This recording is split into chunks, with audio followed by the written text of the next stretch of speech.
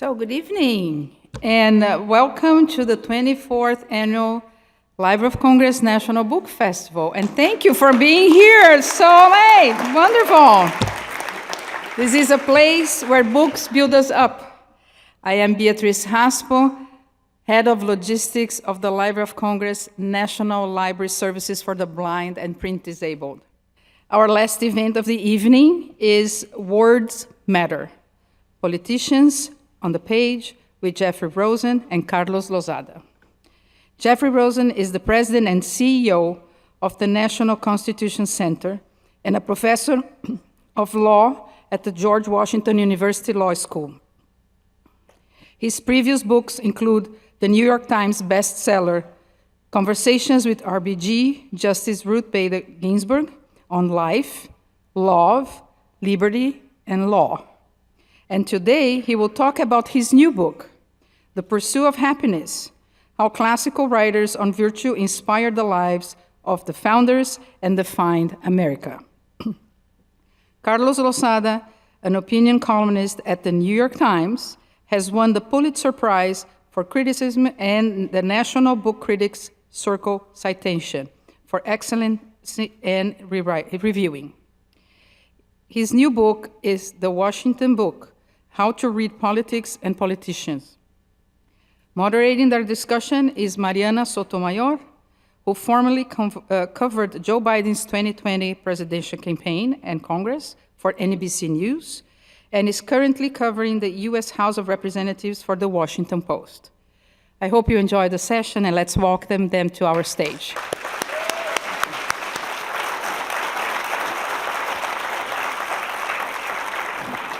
Good evening, everybody. Thank you so much for being here. This is a great turnout to talk about such an important topic. I mean, I can't even begin to explain how grateful I am to be sitting here moderating this conversation with you both. I've been such a fan of your work for such a long time, and reading these books together, I recommend doing so because you just learn so much from the earliest days of our founding to the politicians that we have come to learn a lot about. I wanted to start to ask both of you, what inspired you to write this? And Jeff, there are many words in the Constitution, and you chose the pursuit of happiness. What made you want to know what those words meant? Well, first, it's such an honor to be at the National Book Festival. What an inspiring event. And to be here with Carlos Lozada and you, Marian, is just a great honor. So it was a series of unexpected synchronicities that led me to try to read the classical moral philosophy that inspired the founders when they wrote that famous phrase, the pursuit of happiness. It was during COVID, and I noticed that both Benjamin Franklin and Thomas Jefferson had chosen as the core definition of happiness a book by Cicero I'd never heard of called the Tusculan Disputations. And when Jefferson was old and people would ask him, what's the meaning of happiness, he would offer this book, and the definition from Cicero that he offered of happiness had to do with virtue. Cicero said, he who's achieved a tranquility of mind, who's neither unduly exuberant or unusually despondent, he has achieved the virtue and the calm tranquility of soul of which we are in quest. He's the happy man. And then I saw that Franklin also, when he came up with a list of 13 virtues for daily living, also chose the Cicero book and a motto that said, without virtue, happiness cannot be. So I thought, I've got to read the Cicero book. What else to read? Then I found this golden reading list that Jefferson would send to anyone who asked him when he was old how to be an educated person. And it's a marvelous list. It includes literature and political philosophy and history and law. Jefferson includes not only what you have to read, but the time of day you have to read it. And you have to get up early before sunrise and read moral philosophy for 2 hours. And then you can read some political philosophy, then have lunch, then science and astronomy, then dinner, then you're allowed some Shakespeare and poetry, then bed, up the next morning before dawn, 7 days a week, 12 hours a day. Okay, and then I saw the list of the moral philosophy books, and there was Cicero's Tusculan Disputations and also Marcus Aurelius's Meditations, Seneca's Letters, Epictetus, and then these Enlightenment philosophers, Locke, Hutcheson, Bolingbroke, Hume. Basically, I felt I've got to read these books because it's a gap in my education. I've had this marvelous liberal arts education. I'm so grateful every day to the incredible teachers who inspired me to learn about political philosophy and history and law, but I'd missed these books of moral philosophy. So it was COVID, we had more time, I don't know what came over me, but I got up every morning before dawn, I read for 2 hours, I watched the sunrise, which is the most beautiful thing that anyone can ever experience whenever you are lucky enough to do it. Then I found myself reading these writing these sonnets to kind of sum up the wisdom that I'd learned. And I know it does sound incredibly weird, but it turns out all sorts of people in the founding era wrote sonnets after reading this great literature, including Phyllis Wheatley, the great black poet, and also John Quincy Adams, who as president would wake up in the White House, read Cicero, in particular the Tusculans, which he loved above all, walk along the Potomac and write these sonnets of virtue and abolitionism, which are so inspiring. So I did that for a year, and the whole project changed my life. It changed what I thought about how to be a good person, how to be a good citizen, and how to be a lifelong learner. And what I discovered is that for the founders, happiness meant not feeling good, but being good. Not the pursuit of immediate pleasure, but the pursuit of long-term virtue. You're nodding because we talked about this online. You read the book, and it's just so clarifying to see your task every day, not as just doing whatever feels good in the moment, but self-improvement, character improvement, being your best self, being a lifelong learner. And that's what happiness meant for all of these great wisdom authorities from the East and from the West. And then just to cut to the chase and sum up the takeaway, and there is one, of this amazing project, it changed the way I read. I'd gotten out of the habit of reading outside of the immediate deadline or the project that I had to do. And now I'm not always catching the sunrise, I have to confess. But I do have a rule, which is that I'm not allowed to browse or surf until I've done my reading every day. And that it's just amazing. It'll change your life. It really has changed mine. Even a half hour of reading books every day, you learn and you grow, and it's a journey of discovery, and it takes discipline because every morning I want to swipe left to the browsing, and the newspapers. And Jefferson said, I've given up newspapers for Tacitus, and I feel much better. Newspapers don't count. They're important. They're necessary for democracy. We'll talk about them. But you have to read books before you do the newspapers. A half hour or an hour. I've become an evangelist for the transformative power of deep reading, and it's so meaningful to be here at the National Book Festival at our last event. Here is to a life of reading. That's my pitch.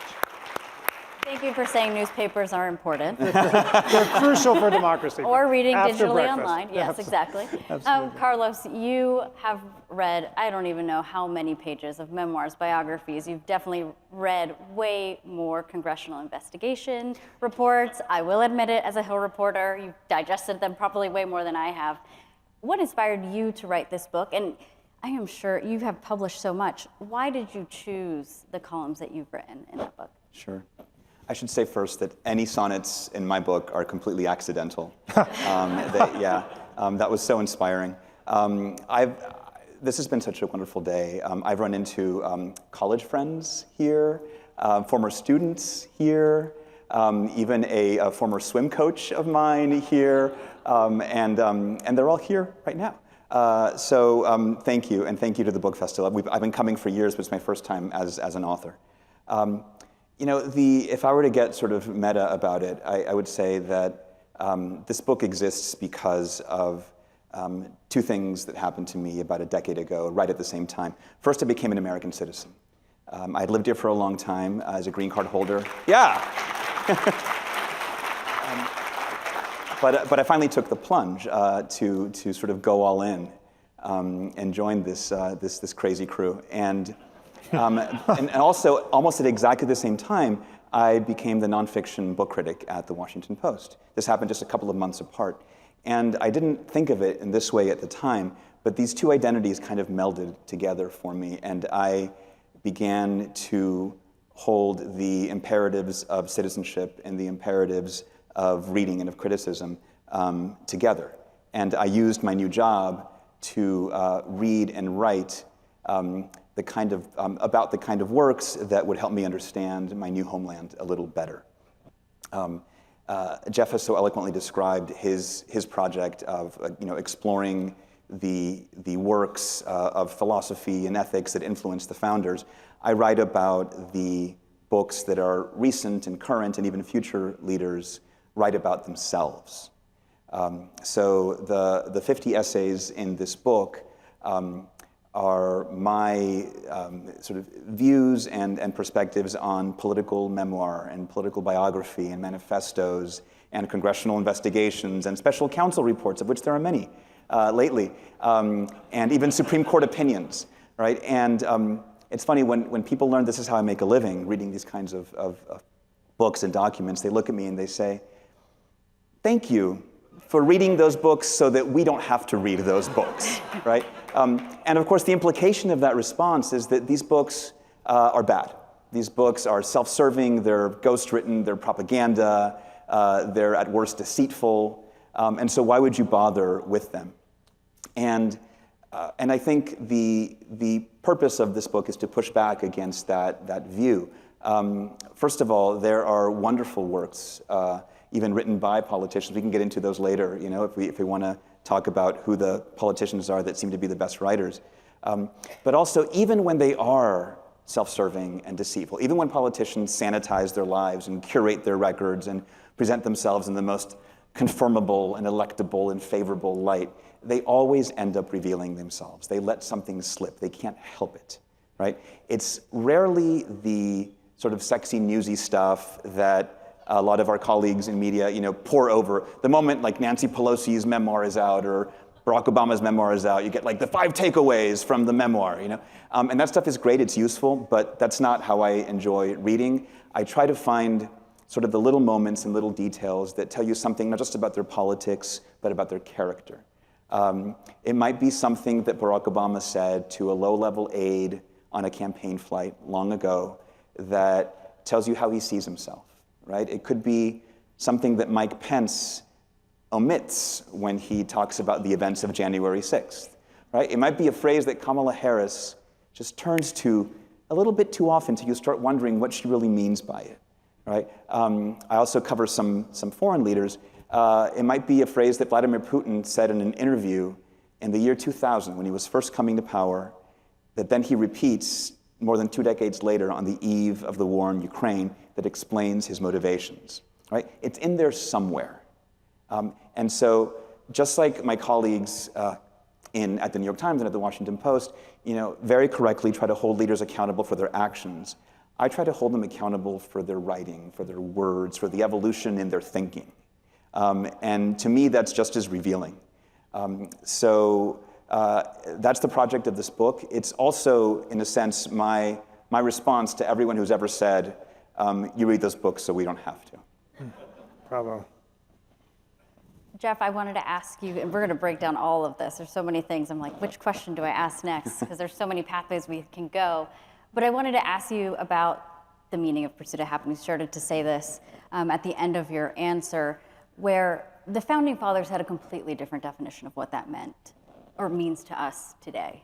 And I remember reading at a certain point, it has changed, obviously, over time. Even Frederick Douglass added a little bit of an extra definition, saying that there's an equal opportunity to education. At least that's what it meant to him, the pursuit of happiness.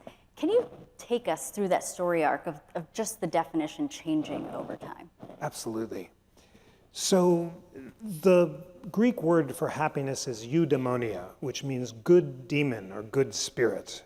And in Aristotle's Nicomachean Ethics, Aristotle famously defines happiness as an activity of the soul in conformity with excellence or virtue.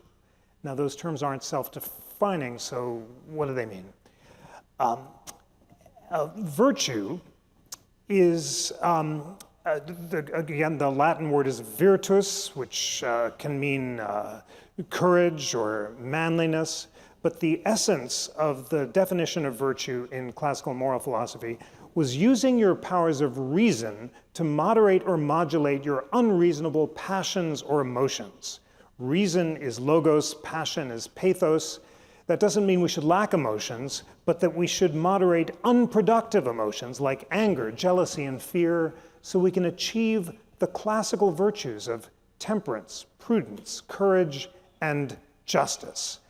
It comes from Pythagoras. Who would have thought that Pythagoras, in addition to inventing the triangle and the harmonic system, if that wasn't enough, it was Pythagoras who said that we have certain faculties or powers, passion in the heart, desire in the stomach, and reason in the head. And we have to use our reason to achieve a golden mean so that we're not exuberant or despondent, but have that calm tranquility. Plato popularizes that in the famous metaphor of the charioteer, representing reason with two horses, one noble and the other repetitive. And reason has to ensure that they're all pulling in the same direction. And then it's Pythagoras who comes up with the simple to apply self-accounting system where every night before bed, you're supposed to put an X mark next to the virtue where you've fallen short, where you haven't achieved that moderation. And Franklin turns that into his famous Virtues Project, where every night where he falls short of the virtue he's trying to achieve, he puts an X mark. He finds this incredibly depressing, so he gives it up after a while, but he thinks he's better for having tried, and it comes from Pythagoras. So that's the basic classical definition, which absolutely persists through most of Western history and Eastern history, because in the Eastern authorities, like the Bhagavad Gita and the Dhammapada, we find the injunction, we are what we think, life shaped by the mind. And the Bhagavad Gita says, in the phrase quoted by Gandhi, renounce and enjoy. Renounce attachment to external events and actions and enjoy eternal bliss. And John Adams, who's an incredible deep reader, notices the connection between the Bhagavad Gita and Pythagoras, and he becomes very excited when he finds that Pythagoras may have traveled among the East, and he's so excited to learn that Joseph Priestley's translation of the Bhagavad Gita has been published, that Priestley lived long enough to complete it, and he thinks that this will show that the East and the West all converge in this basic definition of happiness as tranquility of soul, self-mastery, self-improvement, character improvement, all rooted in the Stoic dichotomy of control, renounce attachment to external events, and enjoy eternal bliss. So it's not a Western monopoly, and it's also not rooted only in the Stoics. The Christian literature shows it, the Whig literature, the civic Republican literature. The most extraordinary thing about living today is that all these documents are online. And sitting on my couch, I could first of all access them. I have to say, we were last night in the Library of Congress in the Thomas Jefferson building, which I think we both think is the most beautiful and sacred building in Washington. And when I was a kid, I was so full of wonder I went there with my mom at the thought that all the books in the world were in that beautiful space. And now they're on my phone. And it just blows my mind that any moment of the day, I can access all the books in the world. All I need is the self-discipline to read them. But then with word searches, I was able to see the phrase, the pursuit of happiness, occurs in all the documents that I just mentioned. This is not some esoteric thing that Thomas Jefferson plucked out of nowhere. It's in all of these ancient Eastern and and Western sources. So how does it evolve? The basic idea of happiness as self-mastery or self-improvement or lifelong learning persists, but it evolves in American history from it first appears in the Declaration. Then the Federalist Papers are a manual for public happiness, and Madison's definition of faction is using our powers of reason to overcome unreasonable passions and emotion. John Quincy Adams resurrects it as self-improvement, a phrase picked up by Henry Clay and then by Lincoln. Frederick Douglass, after the Civil War, insists on the urgent importance of education as being crucial to self-improvement, and that's why he says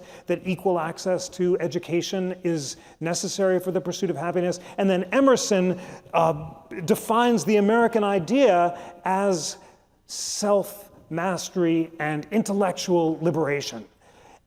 So it's just this extraordinary through line throughout ancient history, all the way up through American history, and it persists in America until the 1950s, and then it just drops out of the literature. And this was news to me. I never read these books when I was in college, despite my, the great teachers that I had. And something happened in the 60s where happiness changed from being good to feeling good, let it all hang out, you do you, and now we have a totally different meaning. And that's why it was so exciting to recover the classical definition of the pursuit of happiness. Carlos,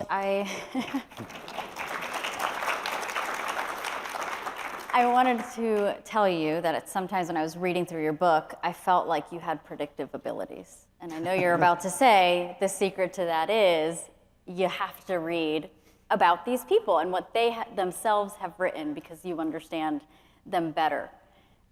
I mean, I was struck when, reading something that you wrote in 2015 after devouring, I think it was like over 2,000 pages of Trump's books. There's a lot in there that had we read those books, we would have seen a lot of his personality then. There was something that you wrote about Hillary Clinton and how she was likely going to say in 2016 during her convention speech, a Methodist teaching, something that she had mentioned often. And then I think there was like a little asterisk saying she said it. It's like beating my chest. That got it right, nailed it. Yeah, you did. Yeah. So now we have a different cast of characters, different politicians. Obviously, Trump is one of them who is running again for office. Harris is someone that even I, as a reporter, having covered her here and there, we're starting to learn about her more. What makes her tick? How does she make decisions? I'm curious, what do you think about Harris? I know you recently wrote about her and her books, but also someone like J.D. Vance. He has his own book out there that has been very read by many people. What are some of the takeaways that weren't obvious to any reader reading his book that are now kind of personified? You see these people on the trail all the time now. So Kamala Harris has two books. One she wrote in 2009 and one in 2019. So they're a decade apart, but they're also just worlds apart. Her first book is called Smart on Crime, and it focuses on her years as a prosecutor. She was a courtroom prosecutor, she was a DA in San Francisco, and then Attorney General of California. And that first book has a very kind of, no-nonsense, nonpartisan, tough on crime, but understanding kind of approach.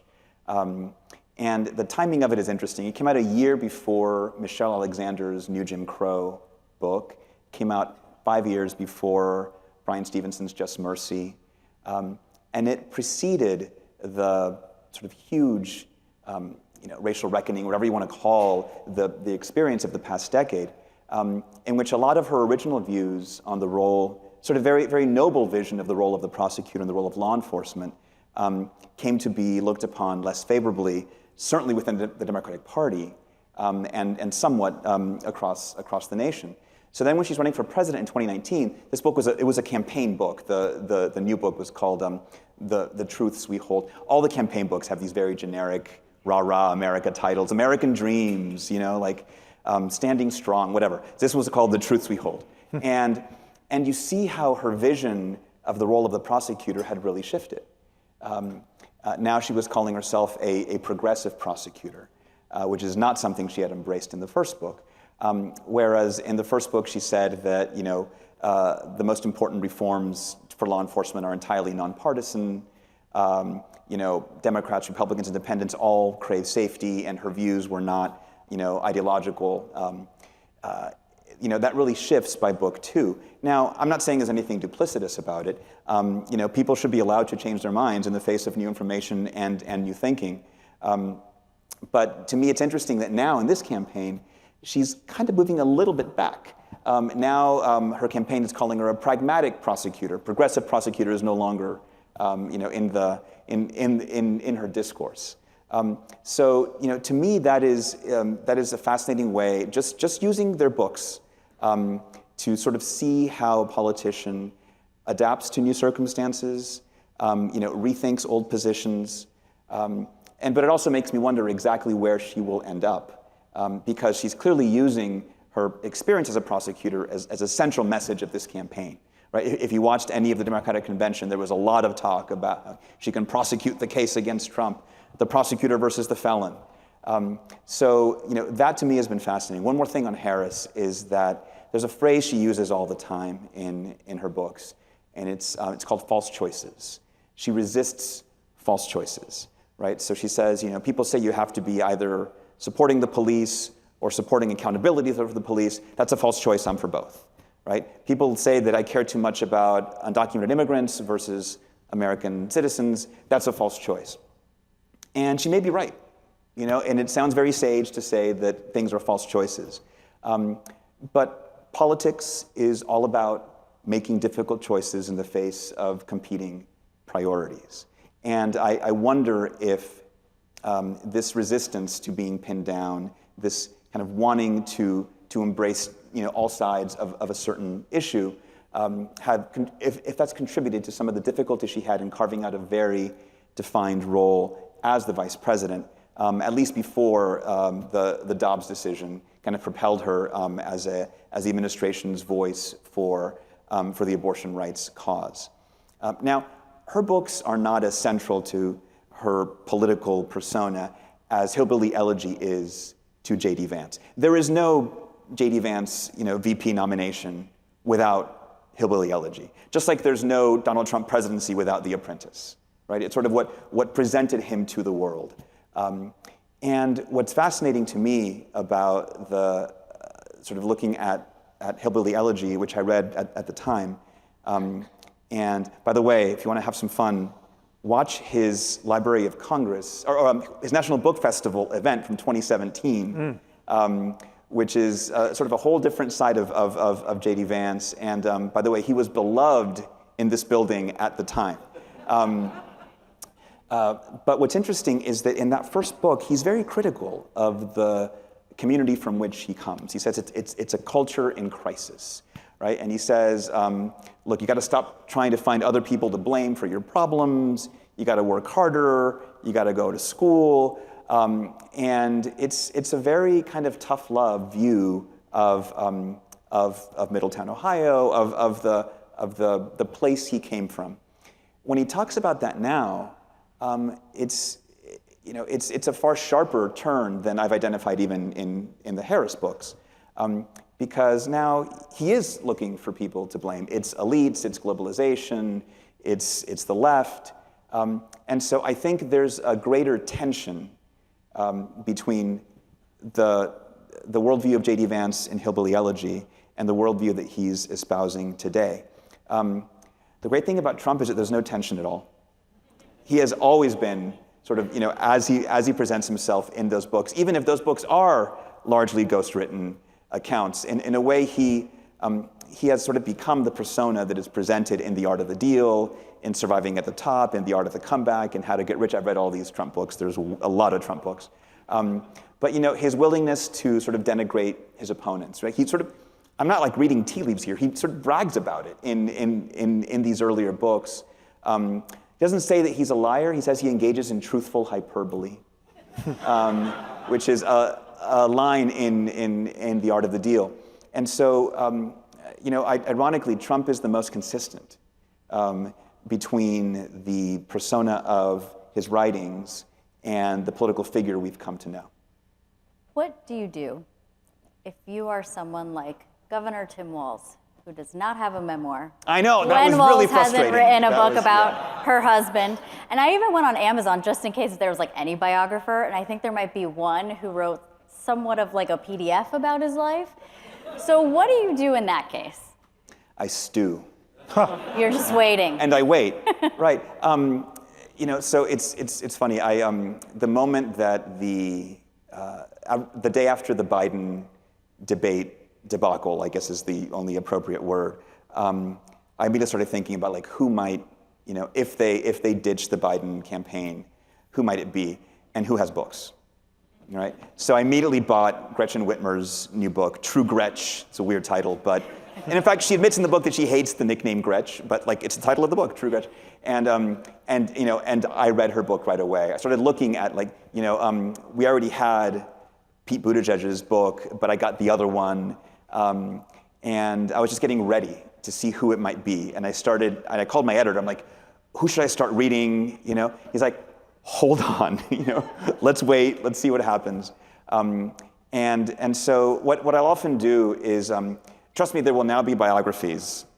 There will now be collections of Tim Walz's locker room speeches to his football team, right? Like all of that is going to come.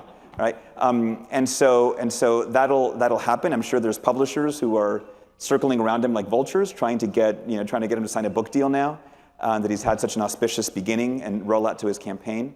But often I wait. Like, I've long wanted to write about Nancy Pelosi, and there were many, many biographies of her. But now that she has her own book out, it seems like a good moment to do that. For instance, I often will wait till a politician passes. The first essay in this book looks at the 4 books written by George H.W. Bush. I'm reading Jimmy Carter's books for the same reason.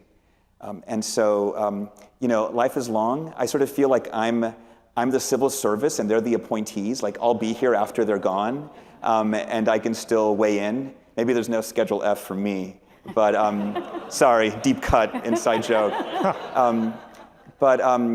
In the case of Walz, it was frustrating because I was hoping it would be someone who had a book. Last thing I'll say about it, when we were waiting to find out who Biden was going to pick as his VP, people were thinking it was going to come down to either Kamala Harris or Susan Rice. And so I got both their books right away, and I had them. They were on my desk. I was waiting to see who he was going to pick, and I was rooting for Harris because Susan Rice's book is like this big, and it would have taken me forever. I was able to read Kamala Harris's book a little quicker. But again, this is not the only way. I mean, this is just my way to try to understand our political leaders. James Poniwazek, some of you may know, he's the television critic for the New York Times, terrific writer. He wrote a book called Audience of One, trying to understand Donald Trump and the Trump presidency through television, right? Not through books, through TV. And it was a wonderful book. It's just a different lens. This just happens to be the lens that I use, that I'm comfortable with. Well, I'm glad to hear you're also very intimidated by very thick books.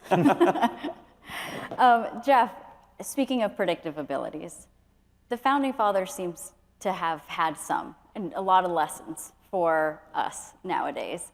So many people talk about how if the Founding Fathers were here, they would tell us this about this policy or this about this person. I'm sure if they came down, they would have said, I told you so, especially when it comes to this definition of pursuit of happiness. You write in the book about how James Madison in particular, we are now living in James Madison's nightmare. What do you mean by that? How do we get out of it, especially in this day and age of social media? So it's so wonderful to be here with you and Carlos because we're both looking at how what people read shaped their lives and their worldview. And that is the wisdom of the Dhammapada. We are what we think. Life is shaped by the mind. And it's so striking how Madison, like all the founders, was so centrally shaped by his books. Jefferson sent over a trunk full of books from Paris on the failed democracies of Greece and Rome that Madison read in preparation for the Constitutional Convention. And he took careful notes about what had led to the downfall of Greece and Rome. And he concluded from his reading that democracies were liable to being taken over by demagogues and the mob. And he wrote in Federalist 55, in all large assemblies of any character composed, passion never fails to wrest the scepter from reason. Even if every Athenian had been Socrates, Athens would still have been a mob. He's convinced that in the large Athenian assembly of 6,000 people, demagogues like Cleon could offer cheap luxuries to the people, like bread and circuses, and persuade them to surrender liberty in exchange for security. So he resolves to establish a constitution that will allow us to achieve the same harmony in the constitution of the state that we have to achieve in the constitution of our own mind. And it's remarkable to read the Federalist Papers as an act of political psychology. Adams, applying the books that he read in college, believes that just as we have reason in the head, passion in the heart, and desire in the stomach, so the constitution of the state can have reason in an executive and passion and desire mirrored and matched in the various houses of the legislature and the executive. And he thinks that the goal of the Constitution is to slow down deliberation so that citizens aren't liable to demagogues and they don't engage in the riots as in Shays' Rebellion in Western Massachusetts, where debtors are mobbing the federal courthouses because they don't want to pay their debts. I found after the book was published this astonishing letter that Jefferson wrote to Madison right when he received a draft of the Constitution. And he said, I have two concerns. First, there's no Bill of Rights, and second, the president is eligible for re-election. And I'm concerned that in the distant future, a president might lose an election by a few votes, cry foul, refuse to leave office, and install himself as a dictator for life. No, it never happened. You're agape. It's in Madison's letter, Jefferson's letter to Madison. And Hamilton, too, fears a demagogue, a Caesar on horseback who will come and by seducing the people, subvert the Constitution and establish himself as a dictator. Jefferson's solution is a one-year term limit so the president can't run again. Hamilton's is a president for life so that the president can't be attempted to subvert an election, but both are centrally concerned about demagogues. Now, Madison's solution first is the large size of America. Because it's so big, it'll be hard for mobs to find each other, and by the time they do, they'll get tired and go home. And then he has one other solution, which is a new media technology, the broadside press, that will allow a class of enlightened journalists he calls the literati. Basically, it's Carlos.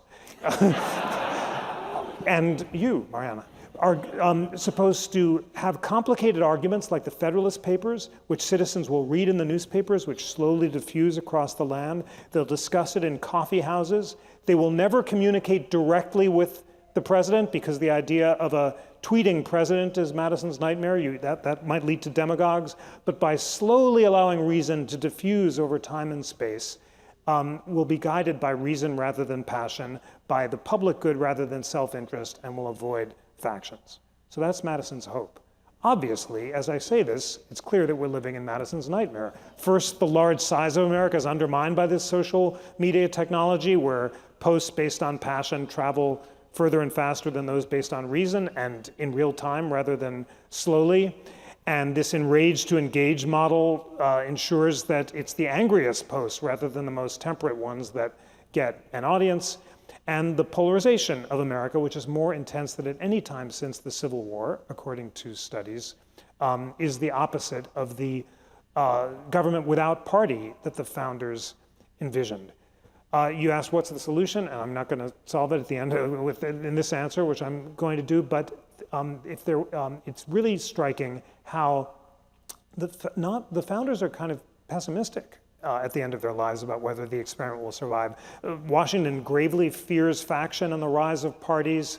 Hamilton, thinks the government should have been stronger, like Adams. Jefferson, both trembling for his country when he perceives that God is just and recognizing that he and his fellow enslavers will find divine justice for the slavery they know is wrong but refuse to abandon, fears and accurately anticipates the Civil War. Only Madison is a little more hopeful because he expects less of government, but all of them. And this is the hopeful point, and this is why it's good to be remembering it here at the National Book Fair. All of them think that this salvation is education. Is civic education, is citizens taking, go ahead, is citizens taking the time to educate yourself, to learn about the principles of liberty, so you will defend them when they are under siege and will not allow Caesar on horseback to persuade you to abandon the urgently important constitutional structures on which the Republic depends, and also through thoughtful, deep reading and learning from different perspectives, you'll learn the habits of civil dialogue and reflection. We'll learn to think before we tweet. We'll learn to listen to different points of view. We'll learn the lesson of Franklin, who at the end of his extraordinary life, where he's the most acclaimed person in the world, along with Voltaire, famous for taming the Gulf Stream and bringing lightning from the heavens, the part that he's most grateful for is his virtuous moderation of temper, the fact that he doesn't assert my way or the highway, I know this to be so, but it may be so, or I think perhaps. Just it's the opposite of our current civil, deeply polarized environment. And then finally, Washington is very hopeful about the idea of a new national university. and he thinks it'll actually be GW. We're here in town, so we'll acknowledge that. But the point is not who administers it, but the idea of people from across the country coming to DC, setting aside their sectional differences and their local prejudices so they can study the science of government and learn the habits of deliberation. That's his hope. And if there's any, I want to end on this hopeful note, the marvelous thing about this new age is all these glorious documents are online, and with great tools like the books that we can read and the National Constitution Center's incredible interactive constitution that I want to recommend to you. It's got 90 million hits since we launched. It's now the most Googled constitution in the world because people from around the country are eager for nonpartisan, accurate information about the Constitution. And then, because I'm doing my plug, the weekly podcast, We the People, that brings together liberals and conservatives to model civil dialogue, and the incredible Constitution 101 course. I'm like a Ginsu knife salesman. There's more, but this is it. Which is now online, but this fall, on September 17th, Constitution Day, we're launching with Khan Academy, the great online, you'd learn your math and science from them, and this is their first civics class. Now, everyone free from around the country will be able to learn the Constitution from the greatest constitutional scholars in America from all perspectives. It's all free and online. All we need to do is learn about it, and we can keep the Republic together. Thank you for that.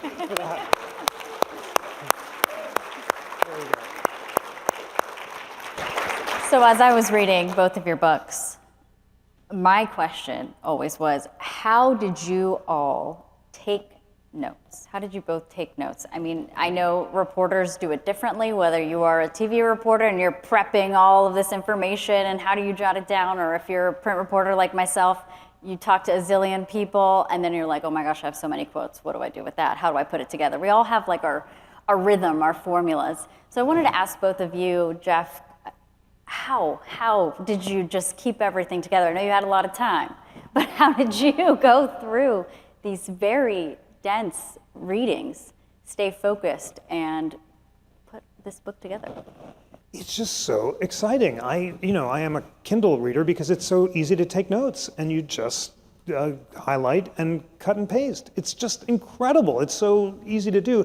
And all the primary sources are online. And I'm such an evangelist for the transformative power of primary sources. The Founders Online has in it the complete papers of all the people that I wrote about. And you can just go and word searches are so wonderful. Reason, passion, virtue. You find everything that everyone ever wrote on the subject you're looking for, and then just read it. Go letter by letter and read the sources, and then you can cut and paste them onto the Word document. It's like a marvelous excavation or a kind of adventure, a treasure hunt through American intellectual history. And then the fact that you can read the books that they all read by looking at their reading lists is just so exciting. And I share Carlos's mission to resurrect people's ideas through reading the books they read. We are what we think. Life is shaped by the mind. And it's so, and then you feel like you're learning and reading along with them, and all the books are there. You can lament social media all you like, but what a glorious time, how fortunate we are to be living in this incredible age where all the books are online. I just read them and take notes and cut and paste, and then you write, and you've written a book. It's just wonderful. Carlos, how about you? Are your books just marked up? I read very differently. I have difficulty reading on any kind of device. Like, I need a physical book. And I started doing it this way that I'm going to describe, and I think it's probably a bad way to do it. I do not recommend it to anyone, but it's kind of the way that I read now, and I can't stop. I've just been doing it for too long, and this is the way it goes. So if I'm going to be writing about a particular book, I know that I'm reading it in order to write about it. I feel like I really have to know it. I really have to absorb it. And so I read it 3 times. And the first read is the deepest read. It's with a pen, lots of notes, extensive, marginalia, going to footnotes, sometimes reading other books to prepare me to read that book. When David Garrow's new Obama biography came out, I had to read David Maraniss' book and Remnick's book and some others just to sort of figure out what was new in this one, for instance, right? But so that first read is the deepest read, and it's just a lot of writing, a lot of notes, a lot of rabbit holes. Then I set it aside at least for a day, and I pick it up again. This is way in the weeds. Pick it up again with a highlighter instead of a pen, and I read it again a little faster, kind of lingering on the portions that, based on my notes, I can see that really struck me the most the first time. I think like, okay, why did this strike me? What's interesting here? What's the context around it? How do these things start to come together? And so then I finish that one, and then I go through it a third time, this time with my computer open, open a file, and I start looking at the highlighted material from the second round. And I can't just cut and paste it. I actually rewrite material, because then, like, even just writing the words kind of really cements them in my head a little bit more.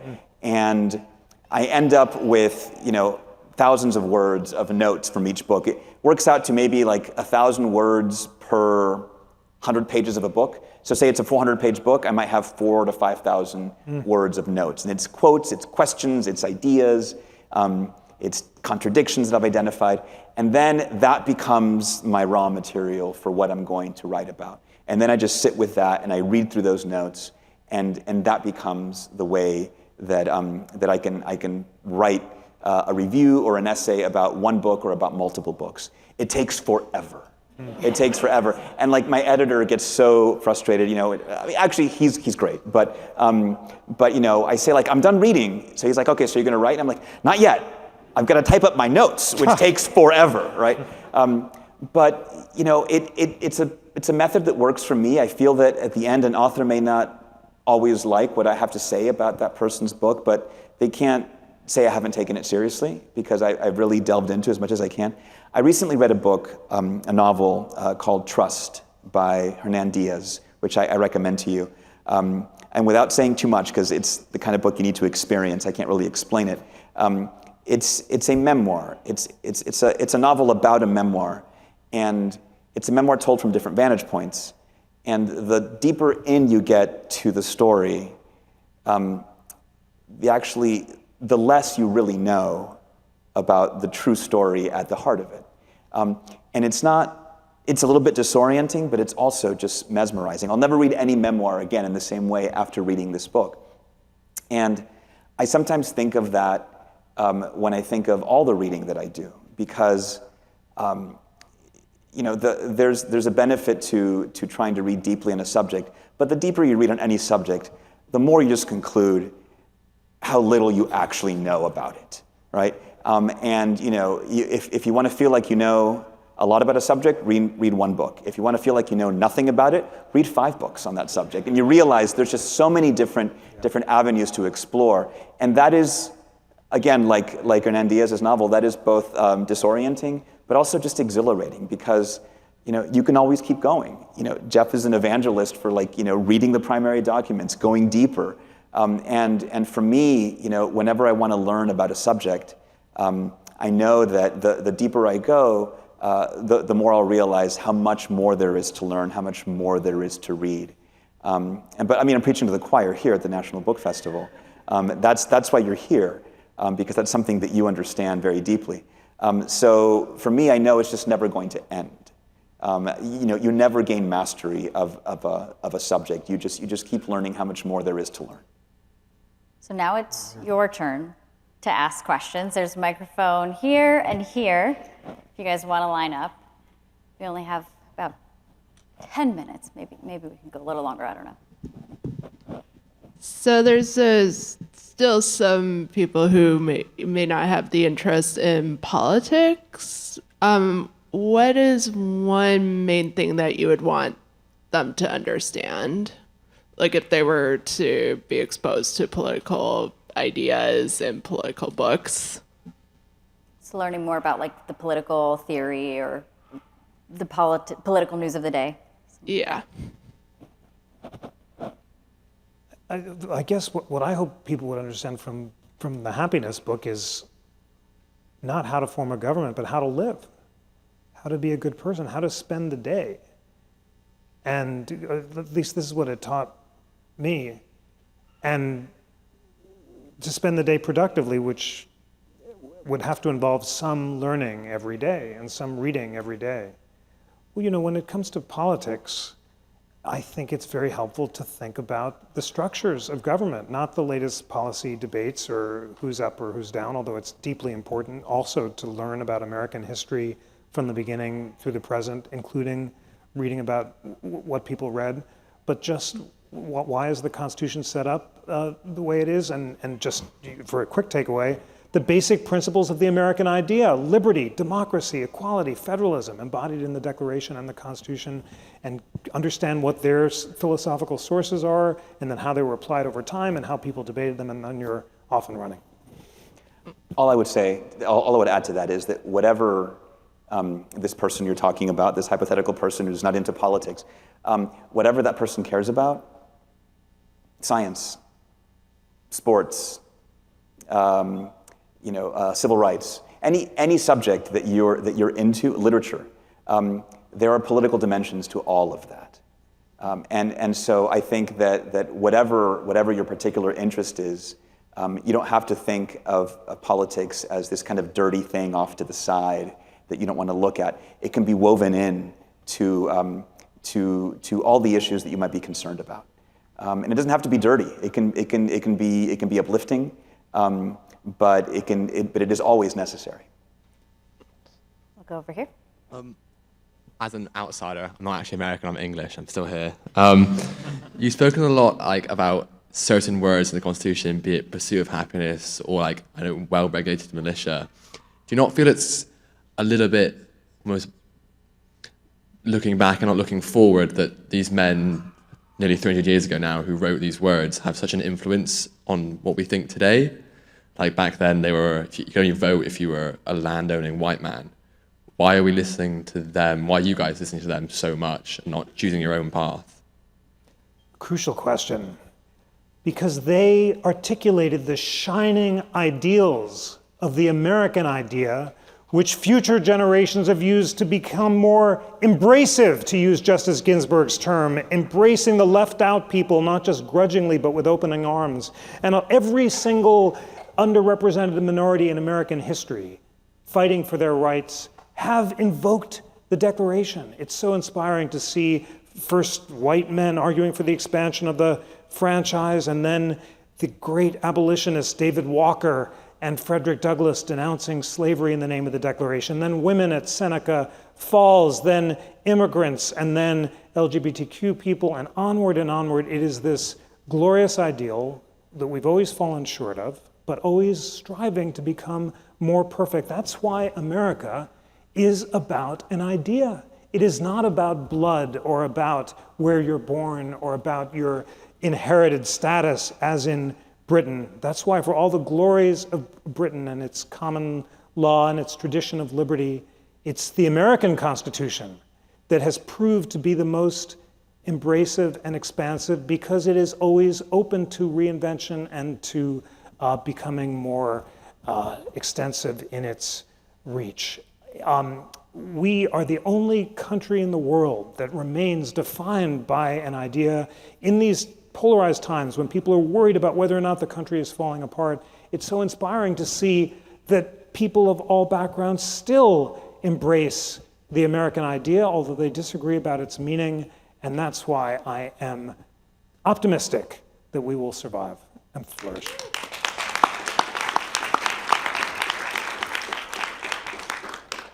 Political memoirs. So these books have so many hands on them, whether they're ghostwritten or not, political advisors, editors, etc. So how does a book, I know this was 20 news cycles ago, but how does a book like Kristi Noem's miss the mark so badly? How on earth did anyone clear a charming story about killing a dog? And I'm curious, are there any other examples that come to mind for you of how someone so badly misunderstood how their words would shape their public persona? People often ask me sort of for the best examples, most uplifting examples of political memoir. I love how this is like, who screwed up the most? Yeah. So I wasn't intending to read Kristi Noem's book. I was going to do the thing I'd done before. I was like, well, she's on these lists of potential Trump VPs, so if she becomes a VP, I'll read her book. And of course, the book comes out, Cricket the dog becomes like a household name, and suddenly all my colleagues are like, are you gonna read Kristi Noem's book? Are you gonna write about Kristi Noem's book? So I picked it up. What I learned about the process of how that even came to be, she had written an earlier book where she had wanted to tell the Cricket story, and her editors wisely pulled her back from doing so. This time around, different publisher, a different moment, right? It may be that someone who in her case was probably attempting to look, tough for Trump. Remember Trump says, so-and-so died like a dog, right? Like I thought of that when I thought of Kristi Noem's book.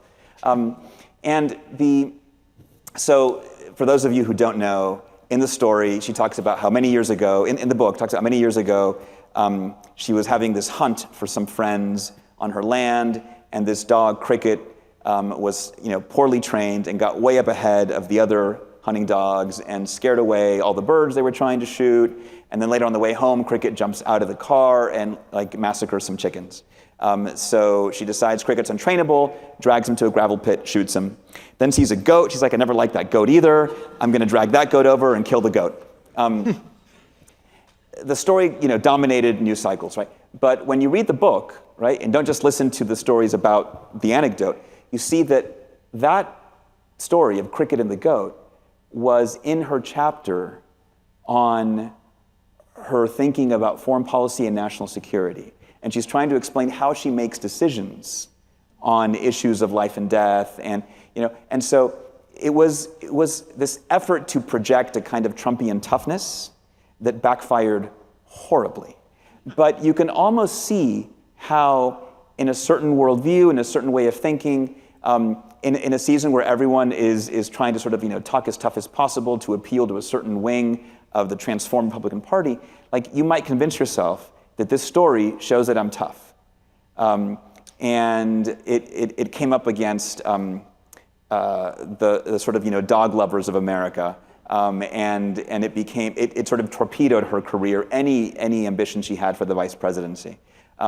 But it's all contextual. She's trying to explain how she's tough. She will be tough in the world, right? She doesn't mind doing the dirty deed that she needs to do. But at the same time, she's trying to appeal to a certain constituency, and in this case, did so in a way that really backfired for her. Jeffrey, you've mentioned how, I think it was a Madison quote, Athens would still be a mob even if every citizen was a Socrates. And I think we're here at the National Book Festival. We all want, in some sense, to be Socrates. Carlos has described in detail how much reading one has to do just to become a specialist in one particular political figure. So I'm wondering, how might we as readers engage in places where attaining specialization is tractable, and engage with our communities in places that create more light than heat? Oh, it's so beautiful, and by definition, this is the opposite of a mob, a community of lifelong learners and readers. It's so beautiful to gaze out at you this is the Republic of Reason, because you are all, the reason you're here is because you think before you speak, you want to grow in wisdom before you tweet, you have the humility to recognize what Carlos said, which is the more we read, the less we realize that we know, and the more we realize that the path is in the pursuit. It's just the daily growing that defines a Republic of Reason. So your job now is to take the light of this room and the light that you experience every day in your lifelong learning and reading, and inspire others to join us in this project of lifelong learning. And the most important thing to do, and it's a radical act nowadays, the great threat to our democracy is that people are not reading. And it's not just people who don't have access to books, it's the most privileged among us, both at every level. It's adults as well as kids. So this is a serious thing. You ask me, what can you do? Do your daily reading. And if you're tempted, as I am every day, to skip it and to start with the Washington Post, which I'd much rather do, because I want to know what happened, yesterday. Just keep and develop that habit. And then for goodness sakes, teach it to your kids, as all of you are doing. And how wonderful to hear kids here in this room and to see them with their parents. And just just carry the light across America. I just came yesterday from the Chautauqua Institute, which was founded in the 19th century as a national movement for self-improvement through lifelong learning. And it had a spiritual component and it had an evangelical component, and it still does.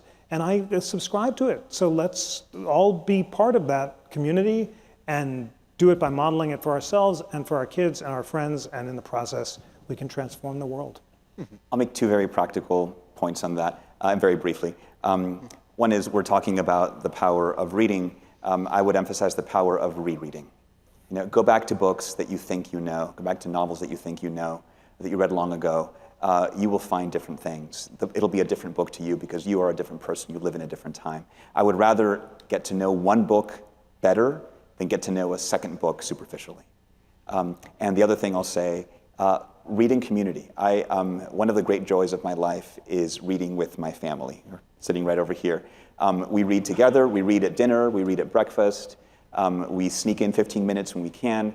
I'm reading All the King's Men by Robert Penn Warren with my oldest son. We read like 5 pages to each other at night, and we're slowly reading it. We're like 100-something pages in. And so rereading, but also reading together. Reading, not just in your book club, but actually reading together. The process of reading in community, to me, has been just one of the great joys of my life. So sorry to everyone who is standing in line. Unfortunately, we are out of time. But thank you so much for coming. I mean, what a great conversation. I've learned so much just talking to you both. Thank you so much. Thank you so much. Thank you. So much fun.